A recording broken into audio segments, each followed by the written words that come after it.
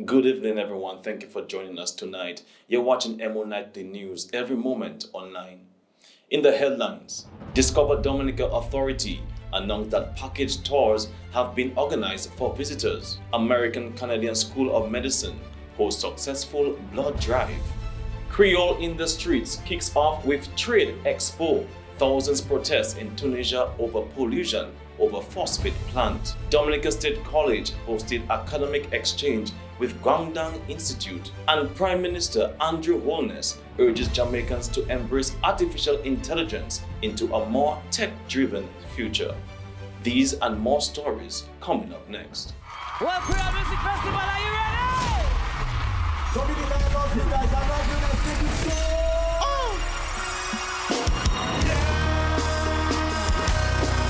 Sing for me. 1, 2. She want that She said that She get like She like that She want it. Let's go!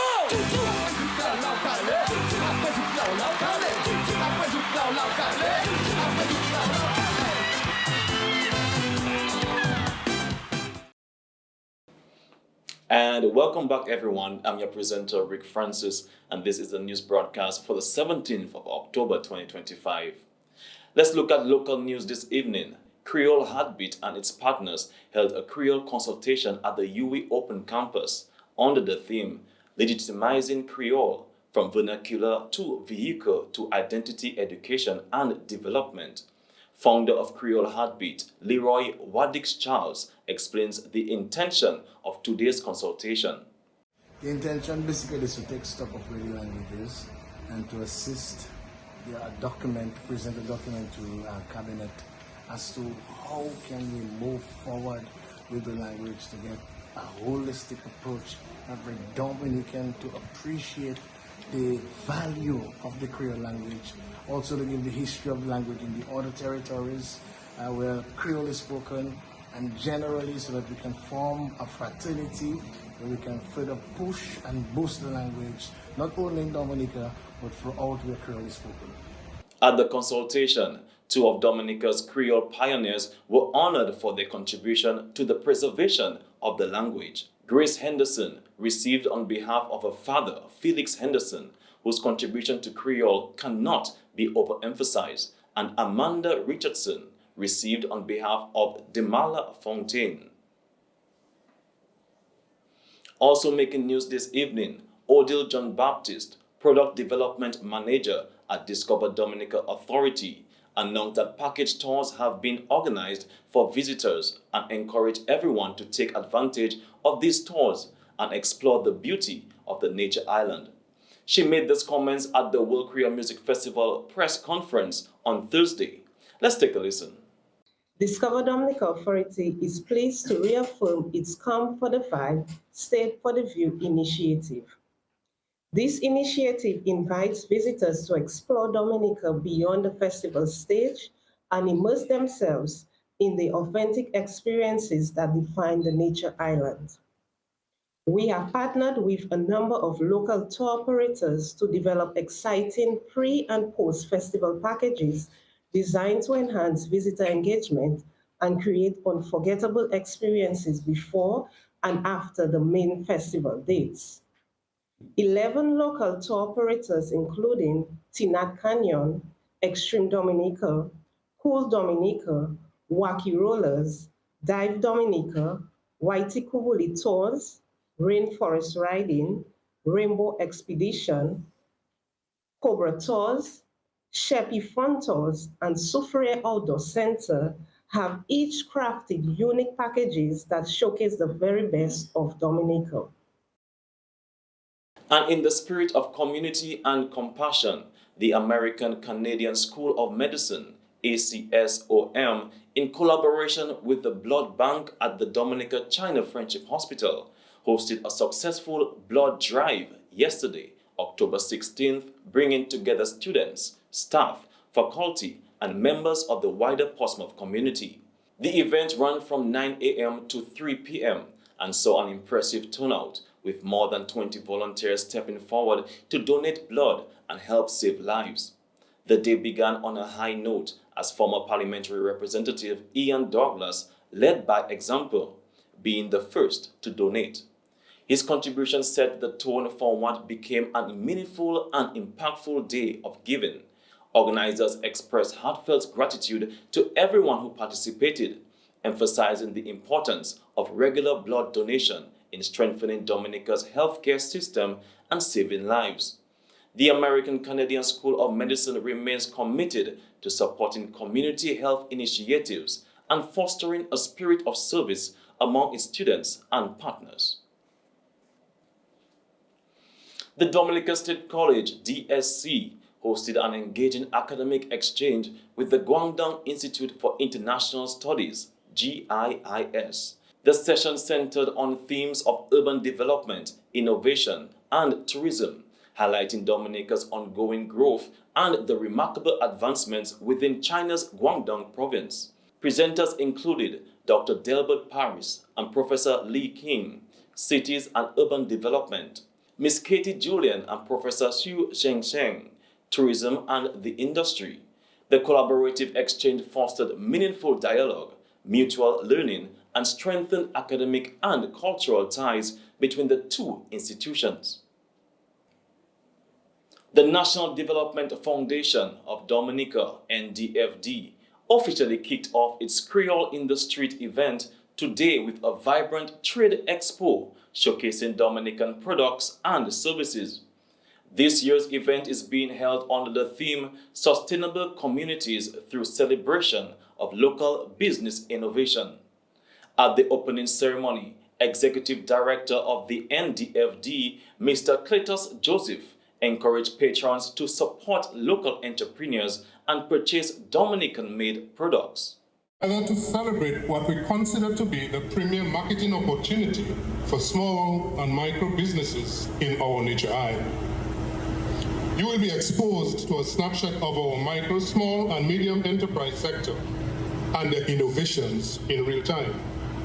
You will also see and meet and greet the processes and personalities behind their market offerings.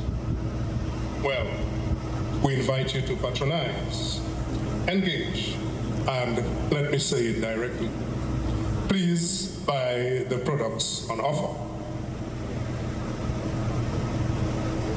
Creole in the Streets is a platform for small and micro businesses to promote their market offerings by engaging customers. We will get the opportunity to interact with these entrepreneurs. You will be exposed to and get introduced to the wonderful products made locally, their wonderful benefits, and why you need to buy local. And I emphasize again, buy local. And not just because it is from our entrepreneurs, but because they are Dominican. And we will all agree that the nature isle is the best that you can always have by any measure. Officer in charge at the Dominica Bureau of Standards, Keisha Joseph, shared a message of solidarity during the opening ceremony. She noted that when the NDFD partners with the Bureau, it demonstrates foresight and shared commitment to working hand in hand to ensure quality and excellence in local products and services. As we celebrate the 9th edition of Creole in the Streets, this year's theme, Sustainable Communities through a Celebration of Local Business Innovation, captures the heart of what brings us together, a shared commitment to strengthen our communities by nurturing local enterprises and creativity. This celebration is more than an event. It is a reflection of our journey, a journey of resilience, innovation, and pride in our culture and economic identity. As we honor our rich cultural heritage, we also embrace the transformative role of local businesses in building a more sustainable future for all. The collaboration between the Dominica Bureau of Standards and NDFD has grown rapidly over the years, establishing a robust support system for small and micro businesses throughout the vibrant community. This partnership demonstrates that when institutions align with purpose, we can drive real lasting change in our communities. NDFD has gone beyond offering financial assistance it has embedded quality and standards at the heart of entrepreneurship by encouraging its clients to engage with the Bureau of Standards as part of the loan process. This approach shows true foresight. Also, Sharon Dennis Roll, Export Promotion Officer at the Dominica Export and Import Agency, DEXIA, expressed gratitude to the NDFD for providing small businesses with the opportunity to showcase their products. On behalf of the Board of Directors and Management and Staff of DEXIA, I take this opportunity to congratulate the NDFD on this initiative, as today you are hosting the 9th edition of Creole in the Streets under the theme Sustainable Communities through a celebration of local business innovation. Creole in the Streets takes place during our independence season, and therefore I applaud the NDFD for providing this unique outlet for entrepreneurs and producers to showcase some of the many high-quality products which are produced here in Dominica. We trust that the exhibitors will embrace this opportunity to create the awareness for your products, thereby increasing sales, especially throughout this independence season. This year, Dominica celebrates its 47th anniversary of independence under the theme 47 years of progress and purpose. This is a call for all of us as one people to join hands and work progressively for the development of our beloved country. She also emphasized the importance of small businesses in driving economic growth and promoting local entrepreneurship. Small and micro businesses are more than just economic actors. They are innovators, community builders, job creators, and problem solvers. They represent the dreams of individuals and families. They are the backbone of our local economy. Philip Roll, coordinator of the Dominica Youth Business Trust, took the opportunity to break down this year's theme, Sustainable Communities through Celebration of Local Business Innovation, explaining what it truly means. He emphasized that the theme highlights the importance of empowering local entrepreneurs, building resilient communities, and encouraging innovation as a pathway to sustainability. It's an absolute pleasure to join you all today on behalf of the Dominica Youth Business Trust to bring warm solidarity greetings to the NDFD on the hosting of the 9th annual Creole in the Streets Expo, an event that has truly become a staple of our independence calendar. This year's theme, Sustainable Communities through a Celebration of Local Business Innovation, beautifully captures what this event represents. It reminds us that sustainability is not only about protecting our environment, but empowering our people, strengthening communities, and ensuring that innovation becomes the heartbeat of our local economy. Through events like Creole in the Street, NDFD has created a space where small and micro entrepreneurs can proudly showcase their talent, their creativity, and their resilience. And these are the qualities that make communities sustainable. When local businesses thrive, communities grow stronger. Nicholas Bruno, chairman of the NDFD Board of Directors, also addressed the gathering, offering words of advice and encouragement to small businesses owners. He urged them to remain resilient, innovative, and committed to excellence as they continue to grow and contribute to the national development. Most importantly, we celebrate your unwavering dedication to your craft. This event is for you. It's a platform to gain exposure, make connections, and grow your business. So take full advantage of it. Connect with new customers, yes, but also with one another. Explore synergies, form partnerships, build relationships that will last long after today. Remember, you are not just a participant. You are the heroes of our local economy and this event is designed to support your journey. The Commonwealth of Dominica Police Force has received a new fleet of vehicles to enhance its operational capacity and response efficiency. The official handover took place at the Ministry of National Security during a press conference held by the Commonwealth of Dominica Police Force. He commended the dedication and hard work of officers within the department and provided an update on several items recovered during recent police operations. During the exercise, we've seized in excess of $10,000 US, $800 billion, 400 euros, and 38,000 plus EC dollars. Let me just say plus 30,507 EC dollars.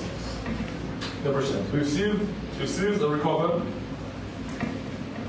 2 shotguns, 1 submachine gun, 1 9mm Taurus pistol, 7 air rifles, 2 imitation Glock pistols, 1 imitation rifle, ammunition, 116 12-gauge rounds of ammunition, 6 9mm rounds of ammunition, 14.36 caliber ammunition, 14.22 caliber ammunition, 1 14-gauge ammunition. He expressed gratitude for the continued support from the government and reaffirmed the force's commitment to maintaining law and order across the island. And now for regional news. Prime Minister Andrew Holness is urging Jamaicans to embrace artificial intelligence as the country moves into a more tech-driven future. Speaking at the Amber Group's AI Showcase in Kingston, Mr. Holness said AI should be used to improve skills, boost productivity, and create better jobs, not replace them. He also highlighted the upcoming National AI Lab, a partnership between UTech, the Amber Group, and government agencies. The lab will train Jamaicans to develop local AI solutions for key sectors. With nearly US $2 million invested, the initiative aims to position Jamaica as a producer of cutting-edge technology. Suriname is making waves in the global energy scene with major offshore oil finds and plans to drill 10 wells by 2027. The Grand Mogu project in Block 58, led by Total Energies and APA, is set to begin production in 2028. With 220,000 barrels a day and a $10 billion investment, the largest in Suriname's history. With a focus on low-emission operations, Suriname is not only tapping into its vast oil and gas reserves, but also aiming to lead the region's energy future. The country will host Caribbean Energy Week in March 2026, showcasing its growing role in the industry. And also in regional news, in a major step toward food security and marine sustainability, Jamaica is piloting a red snapper cage culture project in St. Thomas, led by the FAO and the National Fisheries Authority. The initiative, part of a regional $63 million CARICOM project, aims to boost local fish production, reduce imports, and protect reef ecosystems. Now, over 70% complete, the project will soon move to its next phase, transferring fingerlings to sea cages to monitor the growth. Officials say the project not only supports food independence, but also holds promise for export and improved livelihoods across coastal communities. Completion is expected in 2026, with findings to be shared across the region. And that's all for regional news this evening. International news coming up next after this break. Dominica, get ready for Bois Dominique 2025, October 18th at Le Village Beach Club in Kingfield from 3 p.m. Bois Dominique brings the heat with unstoppable DJ Shelly from the Signal Band, TK International, and more all all night long. Enjoy mouth-watering local cuisine, rum specials, and a festive atmosphere. So come out, bring your friends, and experience the vibes, music, culture, and flavors of Bois Dominic 2025. Tickets $100 advance and $120 at the gate. Sponsored by Belfast Estate, Escape Bar and Grill, Tony Sponge, E-Tag, Civil Studio, Makushri Rum, Oliver Joseph, Regional Contractors Inc., AC Shillingford and Company Limited, Speedy Recovery, Robinson's Heavy Equipment Services, and Advanced Holistic Wellness Clinic Limited. And now for international news. Former Trump National Security Advisor John Bolton has been indicted on 18 counts, including the unauthorized transmission and retention of national defense information. The case involves notes he kept in a personal AOL email account during his time in the White House. Bolton, who served from 2018 to 2019, is a longtime diplomat and former UN ambassador. The indictment marks a major turn in the Justice Department's investigation into the mishandling of classified material. And thousands of protesters in southern Tunisia have taken to the streets, demanding the shutdown of a state-run phosphate plant. The facility is being blamed for a rise in cancer cases, respiratory illnesses, and recent mass poisoning that sent over 120 people to the hospital. Residents say the plant poses a serious health risk and are calling for urgent government action. And this wraps up international news this evening. Stay tuned for the sports segment coming up next. 5 chances, 2 draws a week. Endless excitement. This is not just a game, it's your game. Match 5.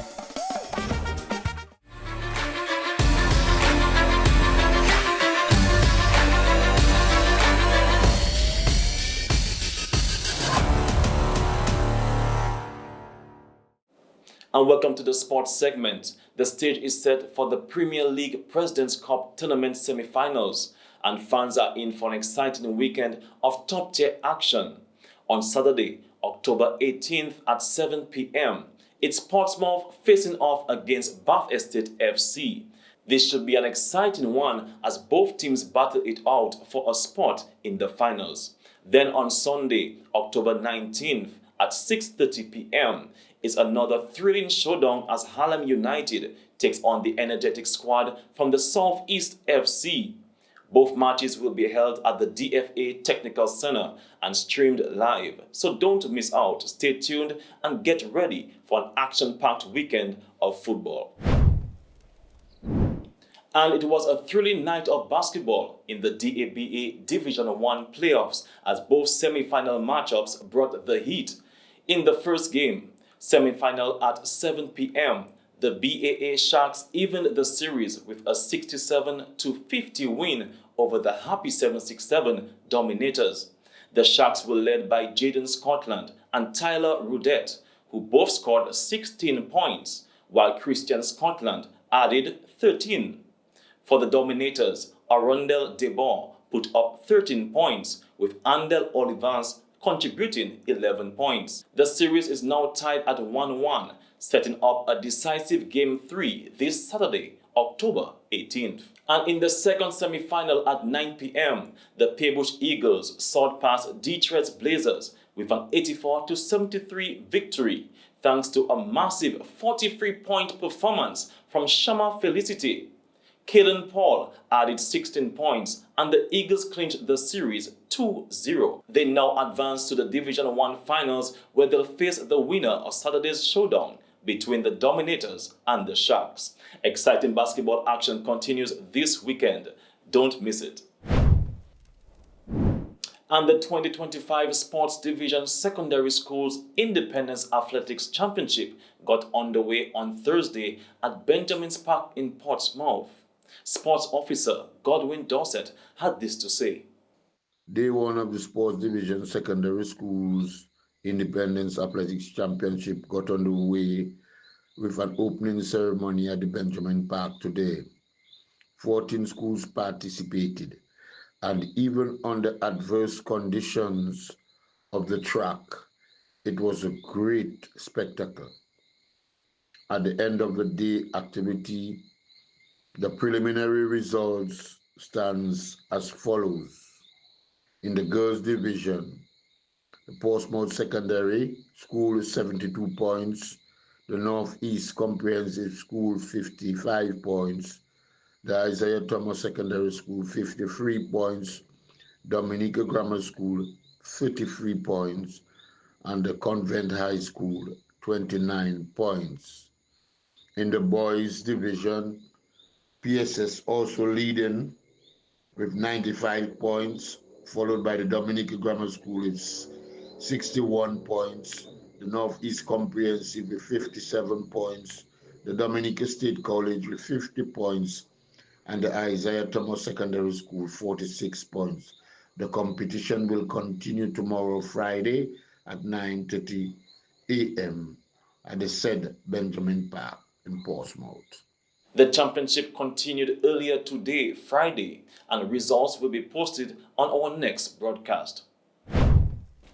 And that's all for the sports segment this evening. Stay tuned for the weather report from the Dominica Meteorological Service after this break. People come well just for the cultural gala, yes. Time to show our cultural heritage as we face one another era of culture, yes. We could demonstrate our Muyo place. Dress up in our brilliant, dress up in our cassette, telling Kotokoitori. People say, oh gosh, who are we? When we say Timbasek, that means we give full respect to our culture.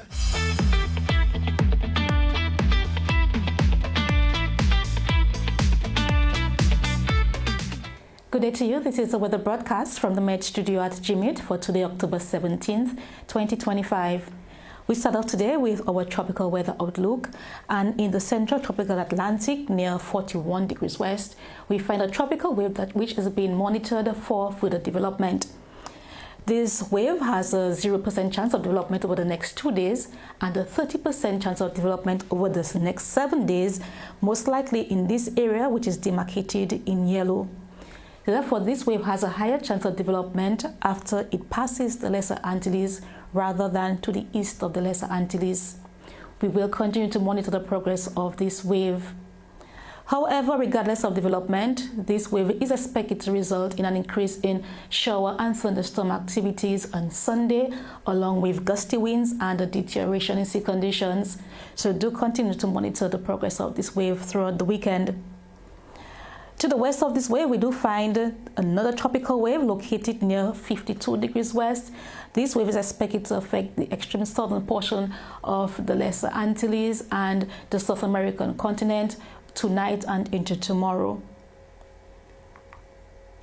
Moving on now to our satellite imagery for today. Here in the central Atlantic, we find the axis of the tropical wave of interest and the other near 52 degrees west. Not much convection associated with those waves at this point in time.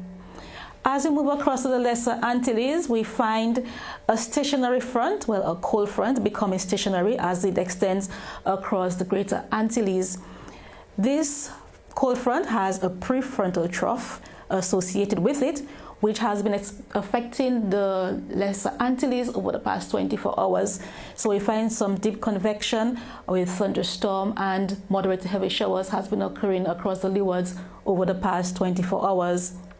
Further south across Dominica and the southern portion of the Lesser Antilles, a high pressure system has been dominant throughout the day so far, resulting in relatively dry conditions across the area. And as we zoom in a little closer to home, we find that across the skies over Dominica, mostly high-level clouds have been reported. That's your cirrus clouds, which are your non-rain-bearing clouds. During the afternoon, we saw some isolated low-level clouds popping up across the northeast of the island.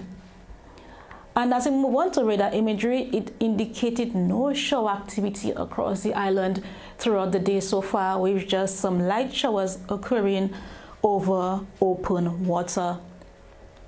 This condition is expected to persist during the afternoon with a slightly higher chance of moderate showers as a result of daytime heating and light winds across the area. Tonight, dry conditions are expected to persist, resulting in fair to occasionally cloudy skies with isolated showers. Temperatures are expected to be down to about 24 degrees Celsius in our coastal communities and 22 degrees Celsius in the interior. And these dry conditions are expected to persist into tomorrow as we move on now to our 3-day outlook. So fair to occasionally cloudy skies with isolated showers are expected on Saturday. Very warm temperatures anticipated with our daytime highs up to about 33 degrees Celsius. As we move into Sunday, as a result of the tropical wave, mostly cloudy skies with scattered showers, isolated thunderstorms and gusty winds are expected across the island. And this instability is expected to persist into Monday as well, resulting in mostly cloudy skies, scattered showers, and possible thunderstorm activity. The winds are expected to pick up over the weekend out of the northeast by Sunday near 35 kilometers per hour and out of the east-northeast through east-southeast near 40 kilometers by Monday. So breezy and gusty conditions are expected. So those of you who are planning for activities over the weekend, ensure that you are providing some coverage in terms of for rainfall activity and make sure your structures are securely fastened as a result of the anticipated gusty winds. In our coastal waters today, our seas are about 5 feet on the east coast. However, we are seeing the continuation of some southerly swells along our western coastline. So we do have a high surf advisory in effect. So small craft operators do exercise caution in this zone. We advise that seabathers to stay out of the water. Tomorrow, Saturday, we do have a yellow alert being maintained for a high surf advisory as we expect a reversal. Northerly swells are expected to affect the northern and eastern coastline on Saturday. On Sunday, as a result of the instability and increasing wind speeds, we expect further deterioration in conditions, with our seas expected to pick up to 8 feet along the eastern coast, and further deterioration on Monday with our seas expected to be near 10 feet. So we are extending the yellow alert into Monday. These will most likely require a small craft advisory and a warning as we go into the start of the new week.